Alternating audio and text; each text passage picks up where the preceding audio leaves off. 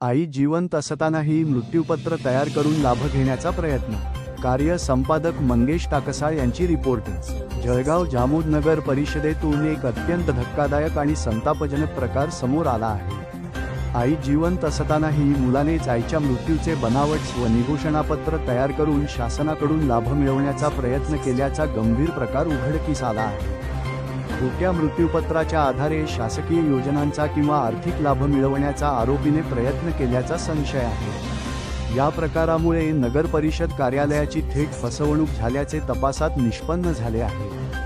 या बनवटी मृत्यूच्या प्रमाणपत्र प्रकरणी नगर परिषदेतील विद्युत अभियंता सुनील देवीदास निकाळजे यांच्या तक्रारीवरून जळगाव जामोद पोलीस ठाण्यात भारतीय न्याय संहितानुसार भादनवी कलम 420+468 आणि 471 अंतर्गत जळगाव जामोद पोलीस स्टेशनला गुन्हा दाखल करण्यात आला आहे.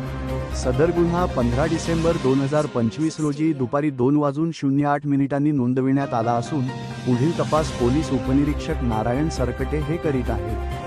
आई जिवंत असतानाही तिच्या मृत्यूचे बनावट कागदपत्र तयार करून शासनाची फसवणूक करण्याचा हा प्रकार प्रशासनाच्या कार्यपद्धतीवर प्रश्नचिन्ह निर्माण करा. माझं नाव कौशल्याबाई कमल सिंग राठोड. माझं मकान विकून मी एफ डी केली होती SBI बँक. माझ्या मुलांना ते माझा खोटा मृत्यू दाखला घेऊन माझी एफ डी मोडली आणि पोलीस स्टेशनला मी गेली तक्रार घेऊन. ठाण्यात मी तक्रार घेतली नाही. मला पुढे जीवन जगायचं काहीच नाही. मला मकान नाही, राहायला खायला काही नाही.